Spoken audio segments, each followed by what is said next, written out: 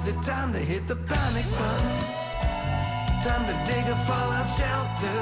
Is this helter-skelter? Sure seems like the end of the road for you and me. Namaste. As the Fear chapter of Harmonic Convergence comes to a close, I wanted to share a bit about my creative process as a songwriter and content creator, and take you behind the scenes. What was the inspiration for my song Darkest Day? How did I choose a concept and location for the music video? What is the meaning behind the steampunk villain? If you haven't heard the song or watched the video yet, do so now. Otherwise, this video isn't going to make any sense. To recap, Harmonic Convergence is the story of the soul's evolution from fear to love, from chaos to integration. The project is the synergy of consciousness and music. Chapter 1 is fear, the first veil in the soul's awakening. Darkest Day is a song about duality.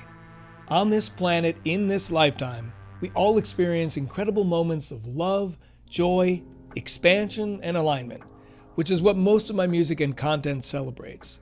However, that doesn't mean that there aren't dark forces out there. We're constantly being bombarded with negative news that encourages us to hit the panic button. Fear is real. It's perhaps the most tangible emotion. As I've said, it can keep us safe, but it also can keep us small. I wanted to convey the choice we have to either give in to fear or to acknowledge that yes, there's danger out there, but it's not a reason to stop living or to stop pursuing our passions. In the chorus I sing, no matter how hard it gets, every triumph begins with a conscious mindset shift. We can take the darkest day and invite the light to chase the demons away. We're all here to experience contrast, but ultimately, we're meant to be brave and bold, to confront our darkest fears and to overcome them. We're meant to choose love. Every creator has their own unique journey. However, we all walk a similar path. It begins with a spark of inspiration that sets our imaginations ablaze. Then we move into a period of exploration, where we chisel away excess material and hone in on a core concept. Finally, we fine-tune and polish it, and then share it with the world. For me, the feeling, or the energy of Darkest Day, came to me while I was riding the subway. There was a man playing a boombox really loudly at the station. On top of that, he was yelling over it, chastising everyone who walked by. And I thought about not just the mentally and emotionally unstable people in the world and the chaos that they can cause, but about those who have so much wealth and power, because their destructive potential is 1,000 times greater. I thought about the 1% who build homes on protected lands and get rewarded for running scams, especially these days, and about the concept of gluttony and how it encourages us to be wasteful, to overeat and to overindulge. For some people, the creative process can be painful. For others, it's pure joy. Now, I definitely fall into the second category. Not that there aren't challenges out there along the way, but overall, I love the process. It's like I become an antenna that's dialing into frequencies ebbing and flowing across the ether. Some people call it channeling.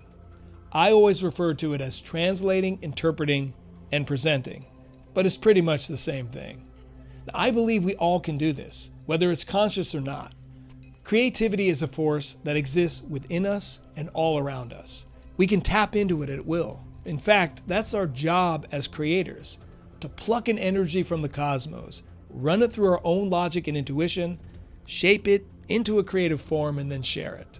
Once I felt the Darkest Day vibration, I picked up my guitar and I figured out the chords. Then I started to sing melodies. After that came the lyrics, which, like I said, I already had some pretty good ideas for. I wanted to make the contrast between opposing energies super obvious. So I used my Arturio synthesizer to create sounds that you might hear in an emergency room, like sirens and wavering tones. The arpeggio keyboard part I played also added a creepy vibe. They're like demons scratching a window with long nails. At the end of the verse, the panic builds to a crescendo. Right after the lines, "Is this helter-skelter? Sure seems like the end of the road for you and me." That is when I modulate the chords up a half step, which is a pretty dramatic key change in the world of modern songwriting. It's a shift that we can all feel emotionally. Also, the progression goes from minor to major, which pulls us from darkness into daylight. We shot the music video at Griffith Park, which is the largest public park in Los Angeles. Griffith has always been a refuge for me, a place to hike, to meditate, and to get back into the flow. One of my favorite areas is the old zoo, which closed back in the 1960s and relocated a few miles down the road. But they left many of the enclosures intact. So I thought it would be cool to film the actors inside some of the cages. Cages are literal symbols of limitation and confinement, which is perfect for the verses of the song. While scouting the location, my co-producer and I went to the top of the enclosures and found that the city had installed a large black metal fence to keep people out. Now, we were able to go around it by going to the furthest end and slinking right past the bushes. Shh, don't tell anyone. And once we got into the top of the cages, we saw that the walls were covered with vibrant graffiti, which added incredible visual intrigue. And the cool thing was that there were similar colors on the walls to the sweatshirt I was wearing. Totally kismet.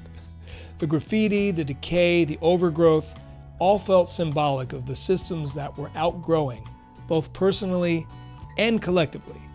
And another cool thing was that when I sat down at the edge of the cage tunnel, the sunlight streamed in behind me, and it just added so much production value. Again, it was not planned at all, just a happy coincidence. When filming on location, there are always potential obstacles. Will there be people hanging out in the area? Will the weather stay good? Can you get everything done in the allotted time? That was really the only challenge on this shoot, because luckily the weather was perfect and there was no one really around. We chose to start filming by the tree in the forest. The reason we set up there first is that the sun was in a perfect place. Natural, diffused light streamed in past the branches above. So beautiful. As the sun started to set, we chased the light up to the cage area. Now, a key part of making the day is good planning. My co-producer and I knew exactly what shots we needed to get, from establishing to close-ups to inserts. But we also left room for improv. Sometimes someone will come up with an idea that's so compelling you just have to shoot it. And the challenge is that it could thwart momentum, and that's why you leave space in the schedule for that. Which brings me to the Cheeto incident. As a producer, whenever you do a shoot, no matter how small, you have to provide snacks and drinks for the cast and crew. Now in this case, we brought 2 boxes of granola bars and other snacks that were healthy but on the sweeter side. We also brought 1 bag of Cheetos. We had an idea for a scene where Kevin, the actor who was playing the construction worker, would toss Cheetos at Jay, the steampunk villain, as he was trying to escape. But once we got to set, we realized that the small bag did not have enough Cheetos in it for the scene, so we decided to scrap it. Fast forward 3 hours. While on break, Jay asked if he can open up the Cheetos. We said, sure, go ahead. A second later, I look over and see not just Jay, but Kevin and Olivia digging through the bag like pack rats. I guess they wanted something salty. Just before they ate the last one, someone had a really cool idea. What if we filmed Jay force-feeding Kevin a Cheeto? There wasn't really any logic to it, it just seemed like a funny visual. Now, the scene didn't make it into the official music video, but we did shoot it.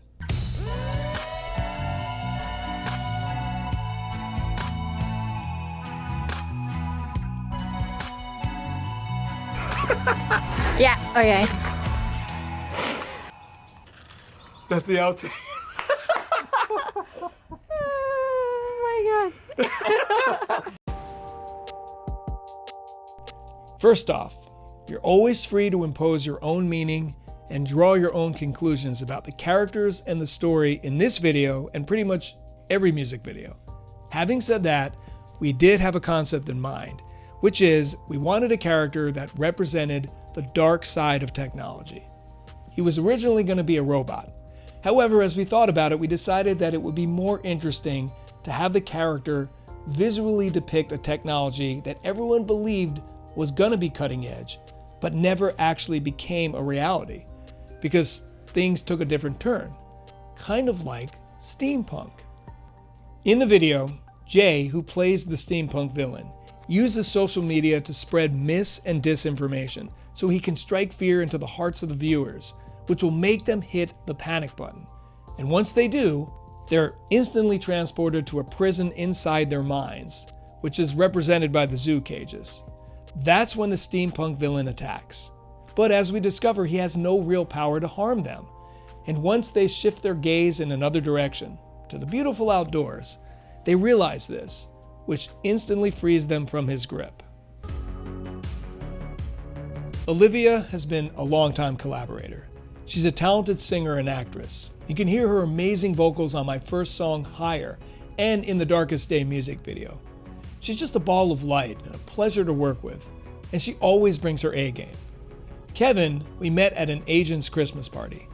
Not only does he have a great sense of humor, but he's dedicated to the craft.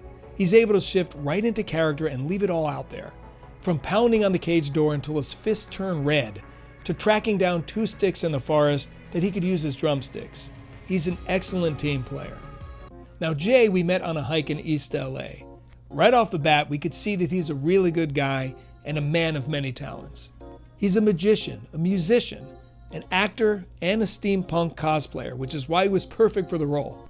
Overall, everyone was amazing to work with, and we had a fantastic time filming.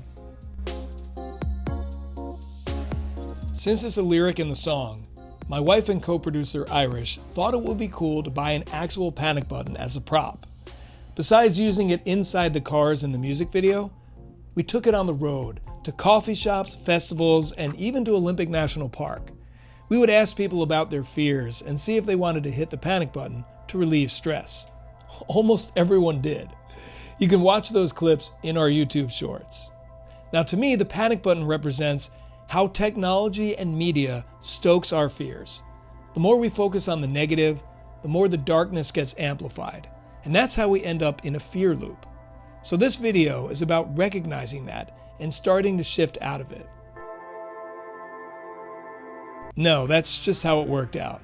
But to be fair, we could all sense chaos was on the horizon, with climate change causing fires, floods, and once-in-a-century storms every other week, and government departments that were meant to prevent disasters and help people rebuild afterwards being totally dismantled, because some leaders don't believe in climate change. And of course, an array of other factors. We're living in interesting times. Even when it feels like everything's collapsing, we have the power to choose how we respond. We can spiral into panic, or we can pause and ground ourselves. We can shift our mindset. Fear isn't going away, but our relationship with it can change. That's the core of this first chapter of Harmonic Convergence, transforming fear from the inside out. I meditate, I spend time in nature, I spend time with loved ones, and I create. All 4 of those activities help ground me and keep me tuned into joy. If you're still with me, thank you so much for watching all the way to the end. I appreciate you more than you know. Be sure to check out the Darkest Day music video and listen to the song on Spotify. And like and subscribe if you haven't already. Until next time, namaste.